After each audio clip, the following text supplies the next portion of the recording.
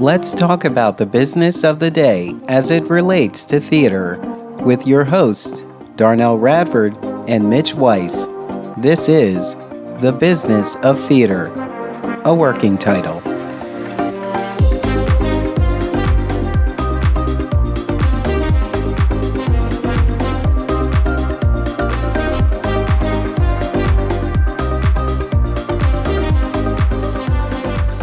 Mitch.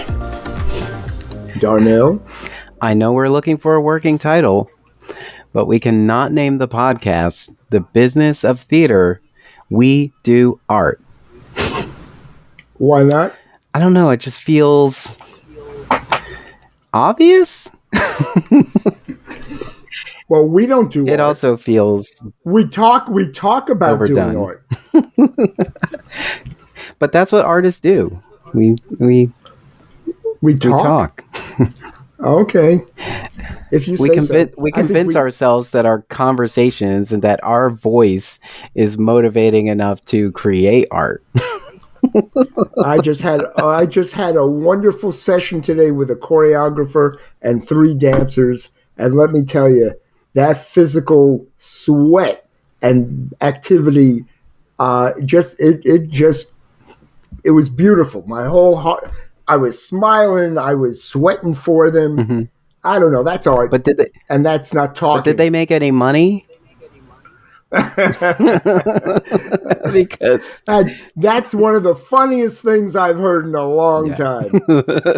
Yeah. Oh my God, it was so beautiful. But how much money did they make?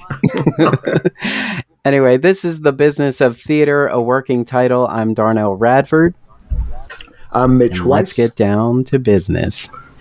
Mitch, this weekend I went to the last wedding that I resisted for the year until the next wedding I am that shows up on my calendar. I will admit it was beautiful. It was in Connecticut, just as the leaves started to change and the rain gave way to a wonderful wedding. Now, why don't they put on plays at weddings instead of just having music? If they took the amount of money that they put into these humongous weddings, bar mitzvahs, whatever, they could produce a play. We might be able to make a salary. I mean, honestly, the cost of some weddings you could actually go through a whole rehearsal process, a week of previews, and a 3-week run for the amount that they paid for one night. Easy. Yeah. Easy. But I will tell you something. I've might as well give props to a little honored profession, the wedding singer. Mm-hmm. I hired for 2 projects people whose basic living came from singing at weddings, even though they want to be and are professional artists, singers and theater artists, and they're trying to act and dance and the whole thing. But they make their living by singing with a band at weddings. Yeah. And their ability, besides the fact that they know 30,000 songs from memory, the talent's stunning, and yet we don't see them working. I know, and it's always interesting that we are often surprised that the wedding band is good. Because some of them aren't. Let's be clear. I know, but I don't know about you. But I don't know that I've actually gone to a wedding where by the end of it we were not satisfied with the wedding band, because like early on the music may not be the best, like it's building up, because the same songs play at the end of every wedding, Oh, of course. Well, because there are people who don't know any better who demand them. And so, I feel like once it gets to that point and everybody's been drinking and now you're all sweaty and you forgot that you got all dressed up today because the ladies have kicked off their heels and the men got out of the monkey suit, The suspenders are hanging. They look like they will not be driving home tonight, and hopefully the accommodations are the same as the as the venue itself. But by that time, it almost doesn't matter because everyone is shouting over the band anyway. I would say. I'm glad you're laughing. At a certain point, just like you said, you've avoided them. It just becomes, well, here's another problem, that people with the means to do so, their goal is to make the wedding stand out from all the other people with means who had their wedding. Yeah. So that means now you have to hire Beyonce to come in and, pick her nose in front of everyone for $1 million, just so that everyone can walk out of this saying Beyonce was at the wedding. Yeah. And they do this. I have been on the booking side of celebrities who have been booked for weddings and bar mitzvahs, and the amount of money spent is disgusting. And we're in a country, of course, where, forget about starving people on the street, there are artists who would just beg to be able to make enough to pay their rent. And they're working day and night, and they still can't do it. Is that Taylor Swift at this wedding sipping a signature cocktail? Excuse me. Let's take a nod to SAG-AFTRA. Yeah, who are in that boat right now. Yeah, there are people, and people will know who they are, making $29 million a year, who are arguing that what the minimum actor's wage, what they're asking for, is not doable. They can't handle it, and they represent Disney or Paramount or whoever. Right? Give me a break. Yeah. That doesn't mean details aren't important, but anyway, moving right along. I'm sorry, you're trying to have a good time here at your wedding, and I'm being serious. No, not a problem. I mean, I will say, I don't know that I was trying to have a good time at the wedding. I'm happy to be there. But my partner is a performer, is a theater artist, and so we can't go to a wedding without him being a part of the wedding. It's God. So that's a thing, and then I end up just standing around. Like, I may as well have been the single one at the wedding. I feel like Lord. that sometimes. But I knew people at the wedding, and I was able to find like the three nerds in the wedding, and I got to nerd out with them, so that was fine.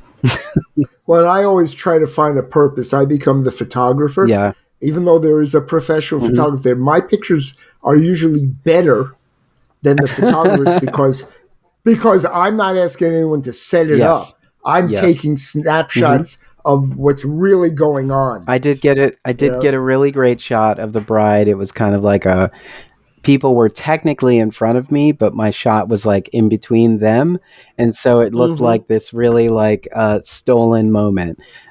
So yeah, I did. I tend to do that too. I just don't want to admit that on the way in, that I'm going to actually put some effort into capturing the experience while I'm there. But I will say, so one of the conversations that did come up, because it's a wedding. What's a wedding? It's a prehistoric ritual. Go ahead. I dare you. I dare you. Can you do the verse? Pardon me. I can't do it that fast, but I can do it. Go ahead. Pardon me, is everybody here? Because if everybody's here, I want to thank you all for coming to the wedding. I'd appreciate you going even more. I mean, you must have lots of better things to do. And not a word of this to Paul. Remember, Paul, the man I'm going to marry, but I'm not, because I wouldn't ruin anyone as wonderful as he is. Thank you all for the gifts and the flowers. Thank you all. Now it's back to the showers. Don't tell Paul, but I'm not getting married today. Congratulations. Anyway, while we're telling stories, so I saw the original at a time where it was, I think, only the third show on Broadway to have microphones.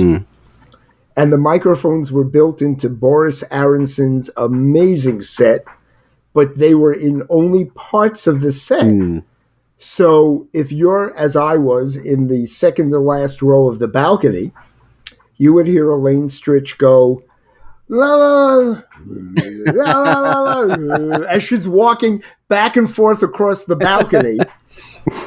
And if I didn't already know all the lyrics from the album, it would have been a catastrophe. It was not enjoyable. Oh, man. So those were the old days. Yay, old days. Without the mixing, you're like, this is a mess. Well, there weren't enough mics, and there were no body mics. And it was I think it was only the second show to have pit singers. My wonderful friend Donna Vaughn was one of the pit singers in the original. And the show before that was Promises, Promises, I believe. They had pit singers. And, of course, Donna McKechnie was in both shows. So anyway, all of that. Moving right along to important points. Well, I'll make one more point about the wedding is that, this was a wedding of theater artists. And, some of the guests are the people who love them, who may not necessarily be theater artists. So we end up having interesting conversations. So one of the conversations we had was about, one of the goers asked me, so do you, when you see a musical, do you think about like how, are there other ways that this story could be told? Like not just a musical. And I said, well, it's interesting because if a book is like a great book, you're already thinking about how can this story be told differently? Like a book in great detail could easily be fleshed out to be a series of some sort, but it is interesting, the order in which they come. So sometimes it's a musical that becomes, it's a book that becomes a musical, and now movies that become musicals are now becoming movie musicals. Right, and in previous times when it was the musical that came first, and then they became a movie. Yeah.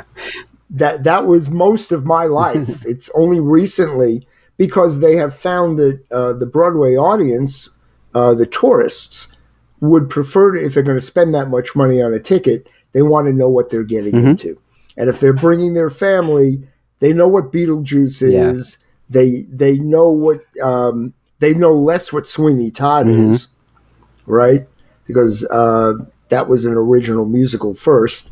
And certainly Cabaret, which is different than the movie Cabaret, but it is the same as the movie Cabaret. The musical came first. Yeah. But before that was a book. Yeah. I Am a Camera. So basically, people don't like to risk stories on things that haven't been tried and true. Yes, true. Wasn't Sweeney Todd an opera as well? You've got me on that one. We're going to have to edit this one. Yeah. No, we're allowed to say we don't know. We'll Google it. Somebody will Google it. Let them figure it out on their own. Bob of Fleet Street. Haven't you learned you don't ask a question you don't already know the answer? I don't know. I was asking a question. I know. But so the reason I brought this up is because you mentioned The Wedding Singer. And The Wedding Singer was a movie that became a musical. And, so it's like someone saw this. Which was rather mediocre. Yes. Dare I say. But it's like people are always thinking about like, just because we presented this in some way doesn't mean it can't be presented in a different way, or it doesn't mean we can't. It doesn't mean there isn't more story to tell. Like take Beetlejuice, for example. Beetlejuice was a movie that focused on, the Matlins in their house, where the musical focused on, Beetlejuice's relationship with Lydia, and it uses the movie as sort of the foundation of the musical, and so it allows it to have a life on its own and not necessarily be compared to the movie. Right, and same thing, by the way, happened with Cabaret. in that there are basic characters, but the movie, which starred Liza Minnelli, became about her, and that was not who the focus of the Broadway musical was. Yeah. She was an extra character in the musical, and they changed it. They rewrote it. They changed some of the supportive characters. There was an elderly Jewish couple that were very important to the musical, that by the time it became a film, they weren't even in the film. Dropped them completely. They came up with new characters. So, and yet it's the same story. They just told it differently in a different format. It's when they try to make it exactly the same that they get in trouble. I think, because they're different formats. Yeah, but and that's why this can happen, even though, the question and the criticism ultimately come from, like, are there any original ideas? And the thing is, like, when you own a property, you're thinking, like, this property did well for us in that iteration. Is there any other way to use this property? And perhaps there's something else we can do. And so you start thinking. But legally, the problem first becomes you have to have the rights. So who's asking to change it? And whoever got it started. And sometimes if it's a film first, all the rights are owned by the film company. Now you're dealing with bureaucrats and with people who just want money. So they're going to say, pay us a lot of money up front, and then maybe we'll let you do a treatment to change it into a musical. Yeah. Sometimes there'll be a co-producer. Sometimes they'll just say, we don't want to give you permission until we get the original author's rights to let you do it. It can take years. It's very complicated. Yeah. And then you have music, the songwriters, who could be involved if it was a musical first and then you're making a movie. Yeah. Now you've got all sorts of problems because the filmmakers want the rights to the music, the underlying rights, which can make the money, and the composer's going, I already wrote this music. I own this music. You are not going to own my music. Yeah. You can lease it. You're going to pay a royalty on it, but I still own my music. And then the film company goes, then we don't want your show. Don't you want to make millions of dollars? And that goes back and forth. So, and there have been cases where they turned them down, and other cases where they said, just pay me a lot of money, I'll shut up. I think they meant it. No, you can't buy my music, but I know you can rent it. There you go. I'll find something. Yeah. Well, and going to the Sondheim piece, art isn't easy. Art isn't easy. No, it's not. Yeah. But we do have, The Color Purple and Mean Girls coming as movie musicals. Yes, it'll be very interesting to see. It's like, are we tired of seeing these stories? It all depends whether they can make it fresh. Because let's talk about West Side Story.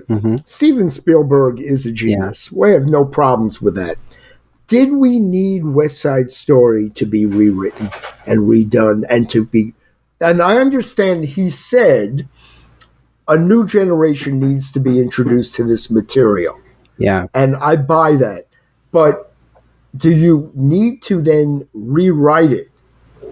And was it different enough to make it worth spending millions and millions of dollars to make a movie that we already had? What was the best movie of that year was iconically brilliant. That, we all kind of look, even if it's old-fashioned, but it was more old-fashioned because of the times it was written in. Well, wasn't there the element of this neighborhood is on the verge of a gentrification, and that wasn't necessarily as clear in the original. But why is it important to use a piece that has already existed in which all the original creators are dead? Well, yeah.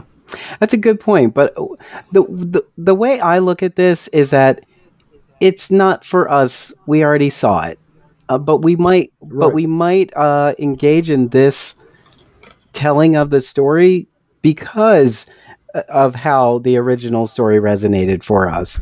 And so there's sometimes where I see like when somebody's like, "Oh, I hated this version of it, like it's terrible." It was like, "Okay, but this was pulling in like the years that came after the piece that resonated with you, and this is for a new generation."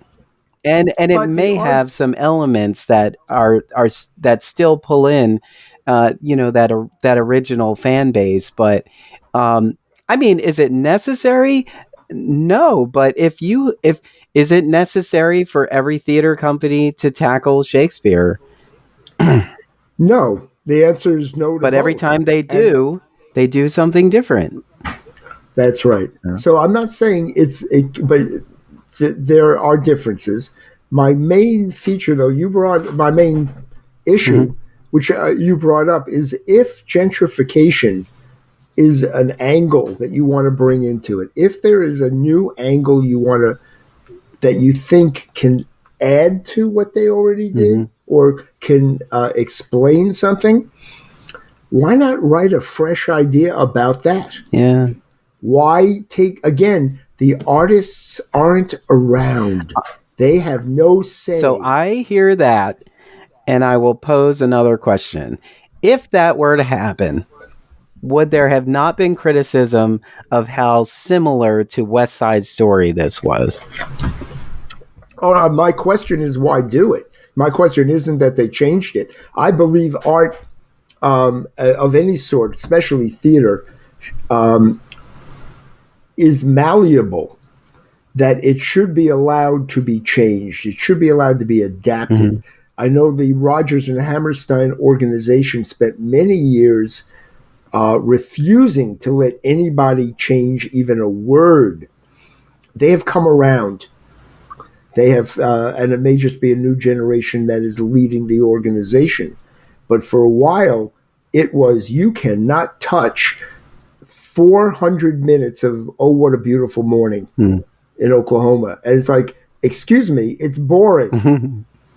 Can we please edit a little bit? Can we make this character, a little more like that? Can we drop this one song? Can we get, and the answer was, you do not have the rights. You cannot get them unless you do every word in our show as it was written. Hmm.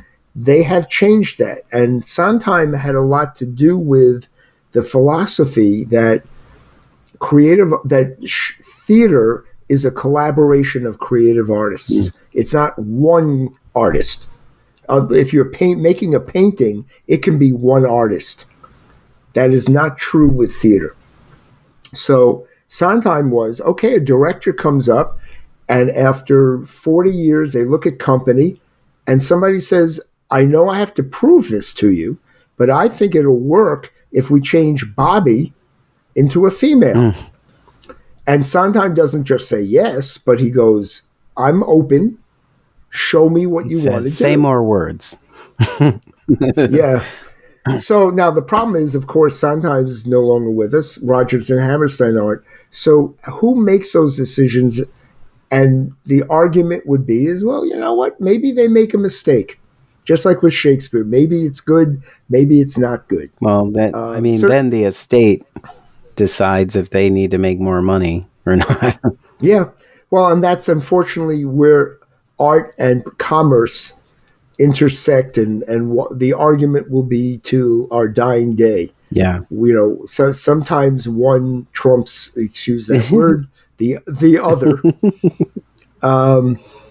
Yeah, please let me pull that word from our Isn't it conversation. crazy? Next. Because you try to find some other word and everybody knows what you're trying to say, and it's like, why didn't you just Yeah. say that? I don't want to ruin it. Mm-hmm. But yeah, I mean, I don't, I don't know. And sometimes, like, so I know that I've seen. So there was a production. It was an intimate production. I think Walnut Street Theater did it years ago. It was It was about, oh no. Why did I say that? You want me to save you and move on? No, well, I was saying like sometimes there, like I know over the years I've experienced like an intimate production of like a celebrated um like celebrity, like it's like here's this snippet of their life, and there's an actor playing this character in this story, and and sometimes if that's your only real experience with that artist, this kind of creates a thing for you because you're like, wait a minute, I didn't really know anything about them until now, and you were my introduction, and so now you're sort of the blueprint because I got to experience this live versus um okay, it was Dean Martin. It was a Okay. piece I had to do a deep dive, and so I'm audience listeners, I was BSing the whole time while I was wet. It was called Dino, an evening with Dean Martin and at the Latin Casino. And so I remembered I sat down with the actor who was playing Dean Martin. His name is Nat Chandler, and I remember saying, um, I was saying like I wasn't born, when Dean Martin was alive. I was like, so you're Dean Martin for me. And I said Yeah. that's kind of interesting because this is why I look at it that way. I'm like, this is an introduction to a different generation. It's also a look back. It's also a celebration. And, there's people who have these elements in who they are, where people have probably told Nat Chandler, you could be. However, and I had this a similar conversation this week with a wonderful television writer Hmm. that I know. But let me get to the point that if he's playing Dino Hmm. and your audience doesn't know who Dino Yeah. is and has never experienced it, then there, in my opinion, this is my sole Hmm. opinion, there better be a good reason to get me in that seat. That there's got to be more to this story that will impact me so I don't have to have known who he was to be interested in what's going on that stage. Sure. Example, I saw a what I will in my opinion was a wonderful musical that should have gone to Broadway. They spent a lot of money workshopping this show. It used every song that Judy Garland is famous for, assuming our audience of listeners knows who Judy Garland is, because I know a number of people under the age of 35 who don't know who Who's she is. who's Judy Garland? Who's All right, Judy Garland? and Tell us then I who will Judy stop talking. Garland is. I will stop talking to you. Anyway, If two the homos have a point being, podcast and don't know who Judy Garland is, I'm telling you, I know are these you really people, and homos? I've worked with them. They don't know. Um, the point of the musical was this led up to the creation of Wizard of Oz. It was not about Hmm. the Wizard of Oz or Yeah. anything past that. It wasn't about her drug use or anything else like that or her sad ending of her life. This was only about her childhood and how she got into show business and her family. And I did not know the interesting parts about her family growing up. Mm. That was interesting. However, I was asked by the producer, "What did you think?" And I sat down and I said, "The problem is you're opening to this thing. You are assuming that my 18-year-old niece knows anything about Judy Garland except maybe she saw The Wizard of Oz as a child. Since it's not about The Wizard of Oz, why does she care?" Hmm. And I said, so the point is you either introduce us to who Judy Garland is at the beginning so that my niece would say, oh, okay, that's who she is. And now I'm seeing a true story with music and whatever. And the producer said, absolutely not. I love the opening the way it is. And that's it. Everyone knows who Judy is. And quite honestly, that show never went to Broadway. Yeah. And now I can't say I'm the one with the right reason for it, but I do believe that's part of the problem. And people need to have references. I was talking about my friend, the TV writer. He made a reference in a pilot that he wrote to the Dick Van Dyke Show. And I said to him, I don't think the youngsters watching Hulu are all going to know what the Dick Van Dyke Show is. Why are you mentioning George Burns and Gracie Allen? I said, I know who they are. I grew up with them. And they're funny. Yeah. But if your joke is about the reference, they may not know what it means. And he looked at me like I was crazy. Who doesn't know who they are? Excuse me, how old are you? And that was the answer. And I think it's very important. If West Side Story, we could bring it back to that, if Spielberg had taken it and said, we're moving it to 2023, and exactly how things are between gangs now, shooting them up on the street, changing them, but using the basis of Romeo and Juliet and the Leonard Bernstein music in that, I'd say go for it. But what he did is he took the same story in the same era, in the same time, and he played with it. Well, it wasn't him, the writer. With Angels in America, what's his name? The writer? Tony? Yeah, Tony Kushner. Tony Kushner wrote West Side Story, the new one. And he's a phenomenal writer. And there were very interesting things in it. Anyway, moving right along. Let's get off this topic. Well, because we talked about Judy and the Wizard of Oz, it reminded me of the production of Chasing Rainbows, The Road to Oz. That was at Paper Mill Playhouse, it was more of a story of the Wizard of Oz, like how that came together and how Judy's life was affected by that whole experience. Kind of. And then also a friend of mine. And why do you think it didn't? Why do you think that didn't make it to Broadway? Oh, I don't know.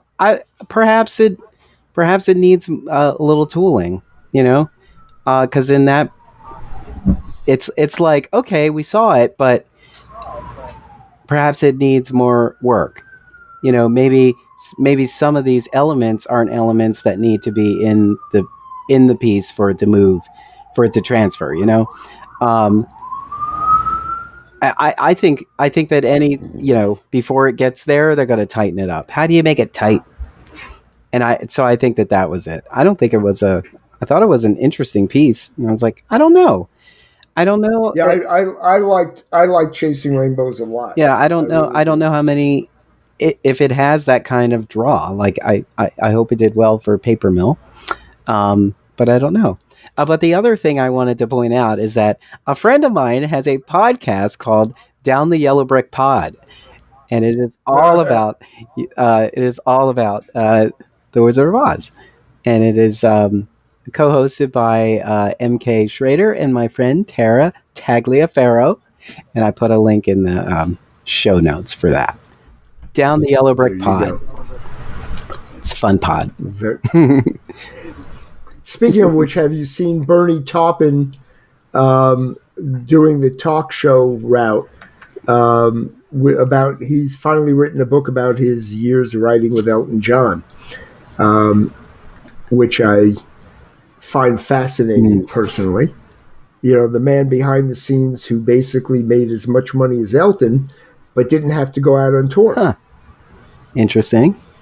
He wrote all the lyrics. Yeah. And some of them are very strange lyrics. But so that's I brought that up because of the Yellow Brick Road album. Yeah. Right. And the masterpiece that is. Anyway. And Elton, of course, has Fortune Coming from Broadway, in which Bernie did not write the lyrics for. Yeah. Right? Between Aida and Lion King. And he's working on something new now, and I've just forgot what the other piece was. Are you Googling for me? No, because I realized that we are way off topic. Somebody is listening to this, and they said we do art at the top of this.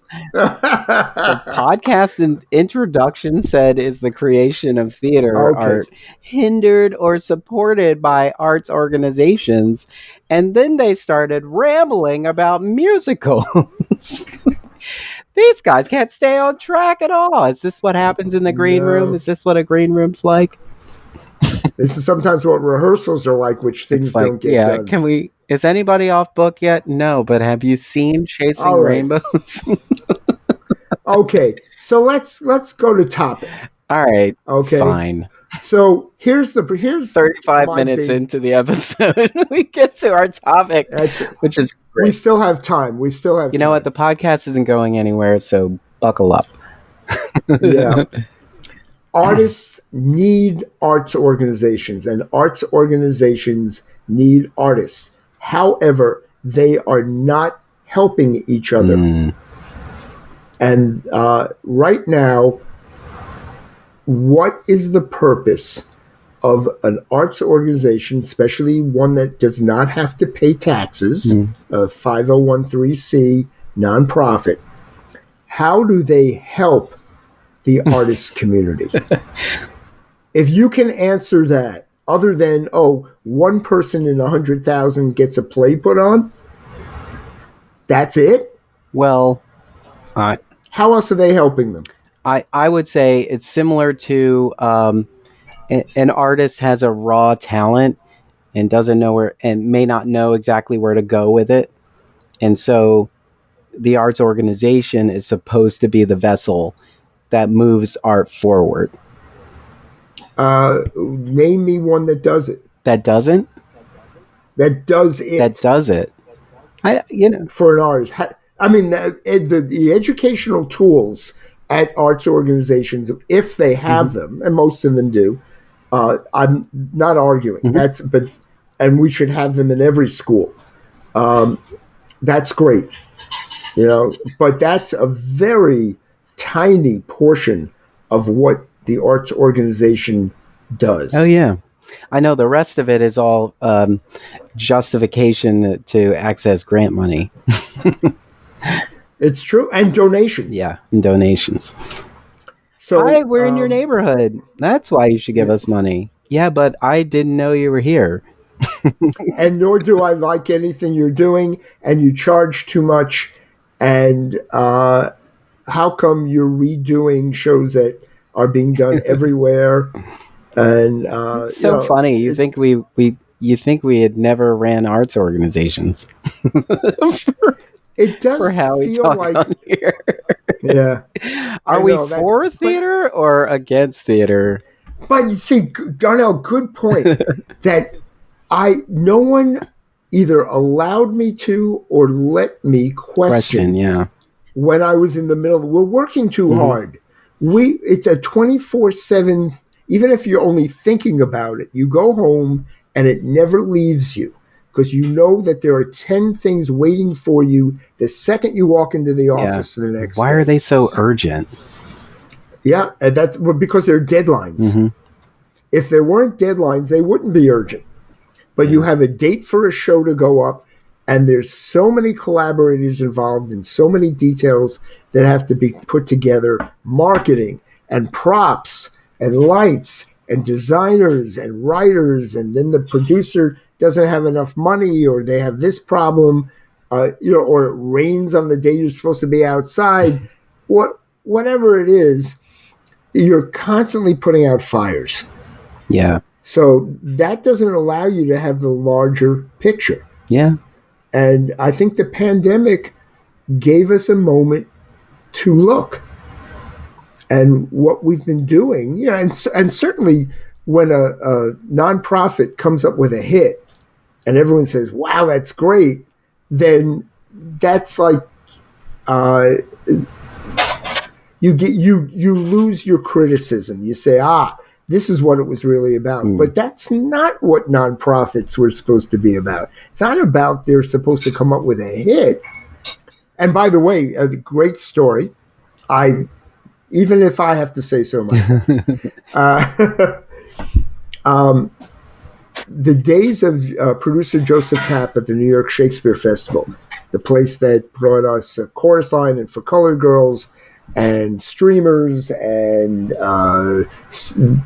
all that championship season and on Pirates of Penzance, on and on and on. After a chorus line, Michael Bennett came to him with another, let's develop this Broadway show called Ballroom, which did make it to Broadway, by the way.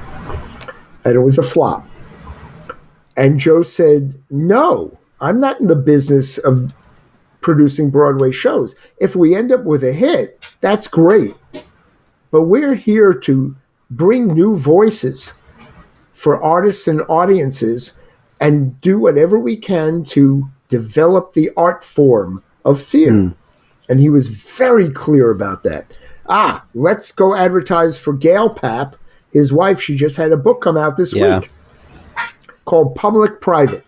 I haven't read it yet, but it's going to be written about the days that I was around at the Public. So I'm very interested to see what comes up. Anyway, so the point is, when his associate producer, Bernard Gersten, said, but Joe, it's Michael Bennett. We love the man. Let's let him work on it. We have all these other shows to work on. And Joe said, no, this is not our mission. Somebody with money who's a Broadway producer will move it to Broadway. We don't have to do it. They got in an argument, and Joe fired Bernie Gersten, his best friend and partner, who had developed Chorus Line with him, as well as all these other wonderful Shakespearean productions at Lincoln Center and the Public Theater and Free Shakespeare in Central Park and all that stuff. That's what comes from somebody who knows why they are in business as a nonprofit. Yeah. And we don't see much of that these days. Well, yeah.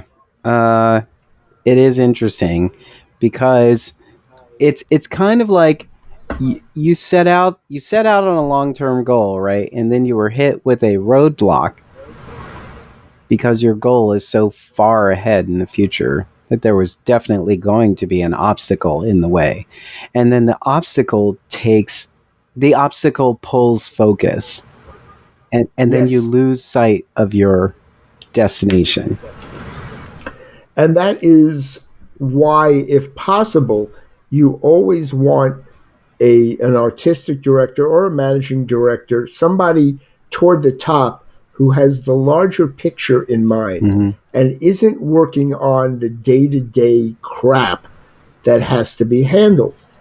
And that's very hard to do when you have a small organization. Everybody's doing everything. Yeah. So and again, here we have the problem. Theater isn't funded by our government. There isn't enough money coming in. And I can't think of a single organization right now that I'm aware of that has enough money to do what they claim they want to do. Yeah. And also, we pointed out we were talking about it in the last episode that perhaps the organization should fold once it, achieves its goal. Or when the artistic leader who founded it leaves or something. Because otherwise you're saying so you're trying to tell me that this quiet neighborhood wasn't asking for a theater, had somebody who said, what this place could use? A theater. And, went through all the effort to put one here and then moved, after so many years. And now somebody has to keep it afloat to say, this is, I guess this is when it gets tricky. It's like, you do have to, I don't know. I started a theater company because I wrote a play I knew no one would produce. Not because it wasn't any good. It was just because I was untested. And I said, if I produce it myself, aren't I a theater company? Aren't I a production company? But I was saying, like, if I produce it, what else could I produce? And perhaps I could be, um, a pathway for other artists who are in a similar situation. I feel like that's what many arts organizations set out to do. I would argue that almost all of them Yeah. come out of the artistic director or the founder's notion that no one will let me do what I want to do, so I'm going to do it myself. Here's the argument that we started on our premise today that we're eventually getting to. If you are an artist, why is there no mechanism, and there is none, in my opinion, why is there no mechanism for you to remain an artist and have your work produced? Why do you have to be the producer, get sidetracked, and then not be able to continue as the artist? There are, again, if you are the type of artist who fits certain foundation grants and the kinds of things that they're looking for, and there are a few of them that often, I've seen works, they're usually called experimental works, and they, like, let's talk about green energy. Well, I'm not writing a show about green energy, so I don't fit.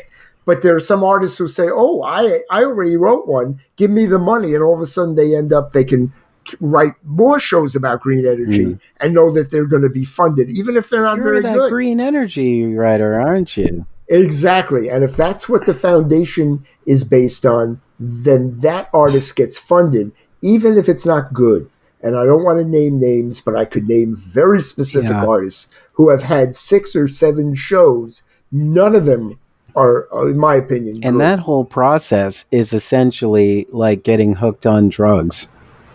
It's like, oh, wow. So we found something that resonated with this funder. So what else could we finesse and find to resonate with this funder?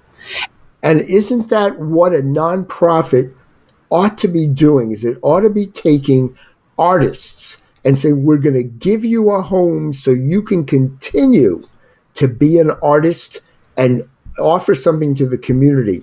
Instead, it becomes the private playground for the artistic director. And most of them don't leave until there isn't enough money or until they retire. Yeah. And then the board says, we need to get someone to replace them. But they're going, but that was somebody else's But we vision. have to maintain the founder syndrome that we had before. Right. And that's why the thought in our last session was maybe they should just shut down and start over, if they start over. Having a building is the problem. Yeah. It costs a lot of money. A lot of communities don't need their theaters or don't want their theaters nearby. But the artistic director said, I found a building and I can afford it. So they just move in. They don't think about whether the kind of work they want to do is what that community wants or might accept. But this is where, this is what is supposed to happen. Here is artists with a piece of art. Here is organization looking for art. And so they come together because you have the facility and I have the art. And if they fall in line with what we're trying to do for this season, like maybe the season is a season of love, maybe it's a season of love. And your piece, it's a piece on love. Were you trying to sing all 8-part harmony at the same time? Not all of them. I just picked one. Okay. I just picked one, but I didn't have the right support. You see, I needed a funder to carry my diaphragm so that I could project properly. Let's make the argument.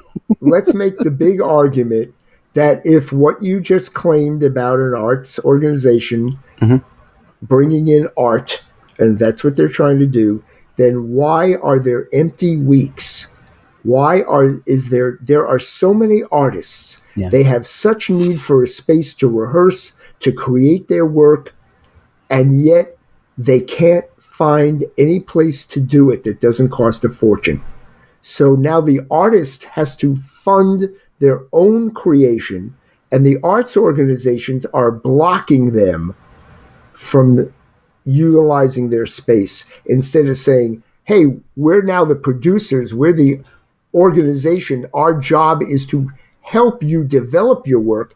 We're going to be open 24/7 or 12 hours a day, and we have this kind of cheap, we have that kind of expensive, we have this kind of show, we have that kind of developmental situation, but we are always open to the artist, not just people who buy our tickets. Because those organizations, I mean, this year, because of the pandemic, I can't think of a single theater company that still exists that didn't cut its season in half. Mm-hmm. You know, we're talking about the big ones, the Guthrie, Atlanta, Seattle. We lost 8 theater companies in 1 month, closed down, shut down. They're all in trouble. Well, all you're telling me is you don't have money to pay the mortgage. Mm-hmm. These artists just need a room. Give them a room. Yeah. And maybe you can make money off of that, or people will support them instead of your building. Yeah. There are many ways to look at this. How do we revamp, if that's the truth, if that works, how do we revamp the thinking of our arts organizations so they're not just commercial producers who don't pay taxes? Well, I mean, perhaps it's similar to the mindset of like, do you need to be a homeowner or do you just need a secure place to live? You know, like perhaps if you can have a long-term lease, you know, which is also kind of interesting. You kind of own the place, but you don't. Right. You're just here long-term. But what do you do with it once you have it? That's my point. Yeah. In that it's the support. Arts organizations are not artists. They don't actually create. What they do is they support creators. And if they would think that way, instead of saying, as often happens with an artistic director, I want to do this, I wrote it, or it's my favorite play, and that's fine. You can throw that into the mix. They're allowed to do that.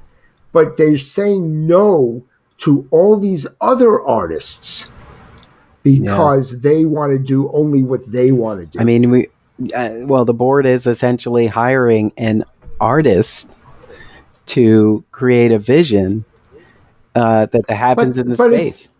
No, the artistic director picks the board. I know. So it doesn't work that way. I'm just saying. But you're right. Yeah, we should be saying, what a great season. By the way, our space is wide open now, booking. You know, and that becomes part not only of your season but of your draw to the community. That if it's 11 o'clock in the morning and somebody is doing a 45-minute children's original piece, which, by the way, I'm speaking from a friend of mine who's talented and has hits on Broadway, who just did that. Why should they have to pay and beg somebody to let them in the space to create that when the community can come in, right? And they can see it. It doesn't have to be part of the artistic director's vision. Let them work. And by the way, kudos to Joe Papp again. He did that. I'm not reinventing the wheel. He produced a minimum of 27 new plays a year that cost money. And then he had all these experimental theater companies that he just gave space to. Yeah. And then they put on their performances in his space. Now, he started with money. That helps. You got to have some money. But people who donated knew what they were donating to.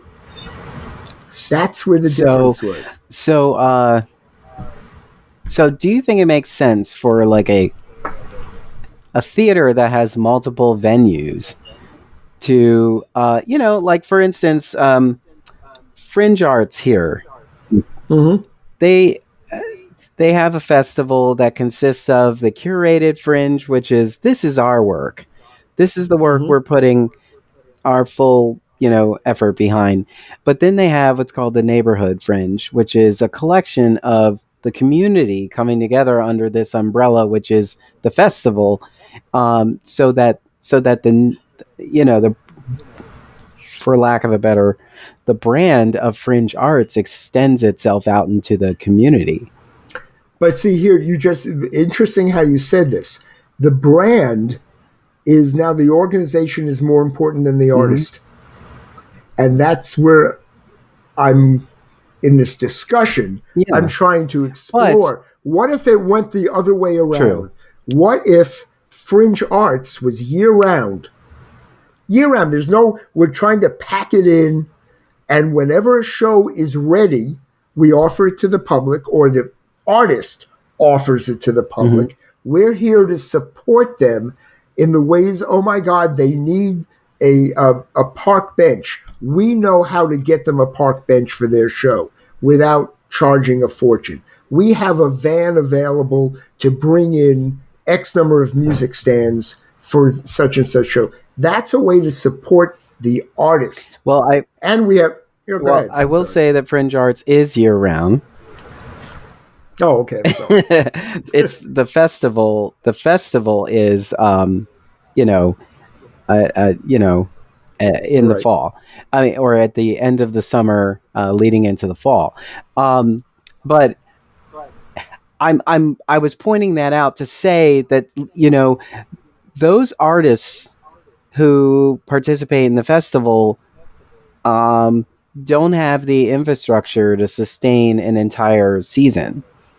So they will take part in the festival so that they can have a platform for their art. And Yeah. Well, I'm just saying, make that every theater, oh, every nonprofit. absolutely. I'm just pointing out an example of like this is where it works. I mean, it makes Mm-hmm. sense. But what happens with all the other companies, because for one, maybe we're just hearing that, oh, there's never enough companies because there's art that isn't being produced because it doesn't have the infrastructure, or doesn't have a place to present. So yeah, let's spin up another one. But really, it's like, because we're not really putting a lot of effort. We First of all, we don't put the show on. The show isn't even on stage long enough to really build a following, Correct. and so we hang on, particularly our location in Philadelphia. We hang on the New York Times, like almost every, like, we can't produce something without it saying what the New York Times says. It's like, who Mm-hmm. cares? It's like, but we're not doing enough to actually elevate that artist, the playwright, because we're Well, trying to get people to come into our venue and see the show. but let's an interesting um, statistic fact, with the exception of Broadway and commercial off Broadway, Mhm. which have what's called open runs, right? A show happens, and if I can run this thing for 30 years, I'm going to, Mhm. right? As long as there's enough money coming in. With the exception of that, almost, if not all, nonprofits across the country have limited runs. Mhm. Therefore, what's the purpose? If you're not trying to make a ton of money off your show and you're limiting how many people can come to it, what's the difference between your neighbor putting it on for Friday and Saturday night or Friday and Saturday morning only, and they created something and they want their friends and neighbors to see it and get a reaction? Was it good enough? Does it need more work? Was it art? Was it a piece of crap? Allowing them to develop their own talents, their art, in whatever format they need to. And Lord knows, things like going back to the musical Hair, that was created out of the blue. Chorus Line wasn't even written when they started working on it. That was a 1-year workshop where they just put They said, hey, we got some stories. What if we try to write this? If you, and that was the first of its kind. If we don't allow people to come in and use whatever format they need to develop what may or may not become a piece of art, then how is that supporting them? It's not. What it is it's saying you have to have a finished product that is money worthy, commercial worthy, or we're not, and it may not be, but we think it's commercial worthy. Yeah. Or we're not interested, and we're not going to let you work here. And that's not what nonprofit should be. And about. We're hung up on premieres or proven hits. Right. Yeah. And entertaining the community is fine. I don't mind, and I always use Hello Dolly as the poor example. I don't mind that we see Hello Dolly. There is a value to revivals and having what we'll call the American classics. Like Shakespeare, we have musical classics. There's nothing wrong with someone doing it. But one, they're expensive. And two, that might just be Lincoln Center, right? That's what they do. That there's certain places that get to do it. Every now and then you take Oklahoma and you throw it in a school gymnasium and it becomes a hit. Right? And from that, which was a limited run with people taking risks, it ended up on Broadway.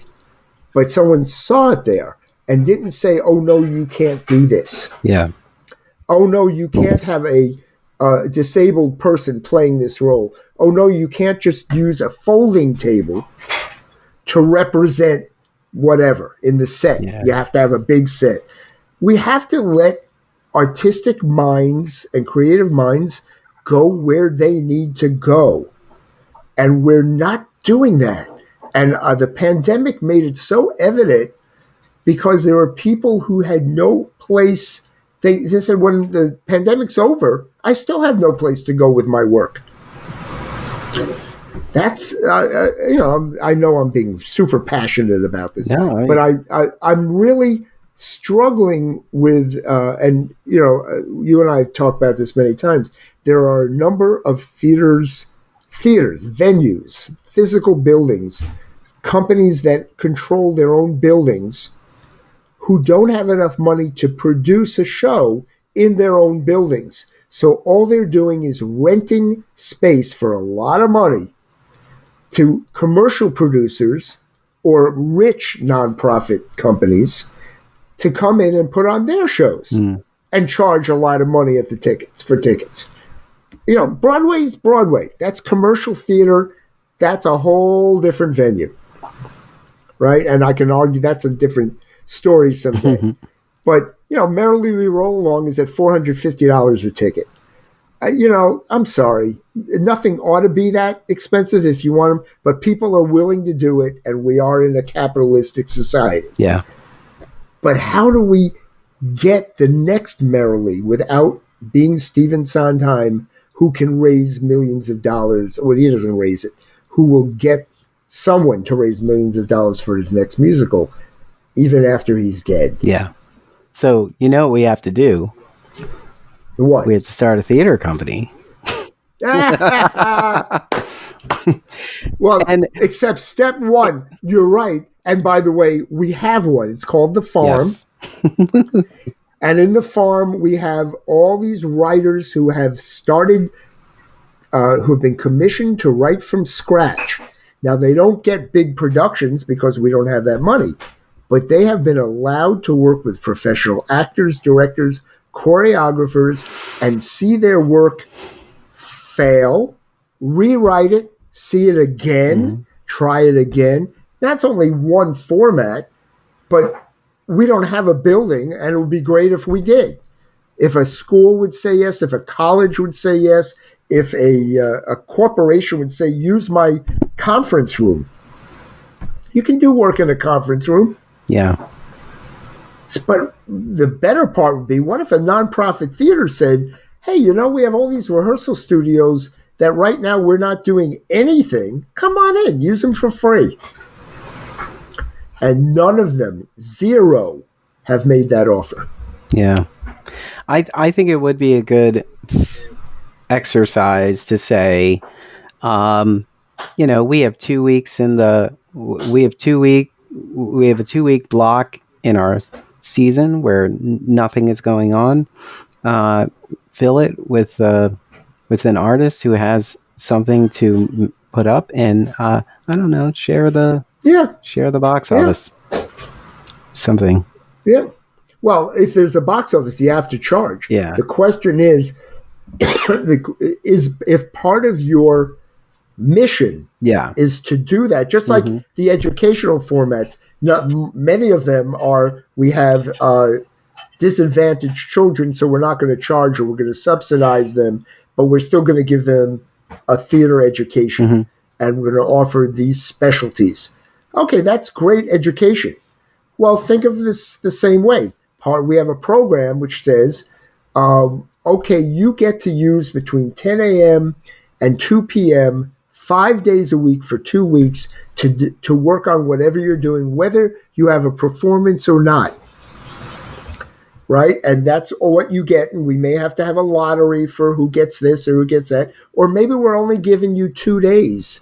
The rest of the time, rehearse at home in your living room. But we're going to give you a black box theater for 2 days to see what you got. Yeah. And you can invite your friends and neighbors free of charge. Or for $5. Whatever. Every theater can come up with its own version. Yeah. But we can only do that if the rent was paid. and that's why you go after donations, not because you have to let us put on a show that I want to put on because I'm the artistic director, but because we provide a service to the artists in our community. Yeah. That gets me excited. It may not get everyone, but I get excited by that. Yeah. I'm not interested in paying for, if I'm going to buy a ticket to your show and you're charging me $40, why am I going to give you another $40 for free? That makes it an $80 ticket. It's a tip. It's a tip. I guarantee you we're going to do a bang-up job, and you're going to be so moved by it that the tip you already gave us is going to be so much. Exactly. Yeah. Exactly. Okay. So. And Darnell, you know this firsthand, this we all do. The people working at that theater ain't making a lot of money anyway. No. So it's like we're stuck. The artists and the administrators are not making money. Yeah. So shouldn't we band together somehow? We should. I don't know. We should. Someone has a garage. Let's set up a bunch of cots backstage, and then we can sublet the theater. There you go. You can sleep in here, but only after 11. After that, you gotta get up and go. Use our dressing room showers. It would be great. No, this is absolutely valid. This all makes so much sense. And the question is, how do we get back to that? We are out of time. That is the business of theater. A working title. I am Darnell Radford. I'm Mitch Weiss. And we will see you when we set up cots in the theater. And you are welcome to share one. Yes. But that means you'll both be paying for that one cot.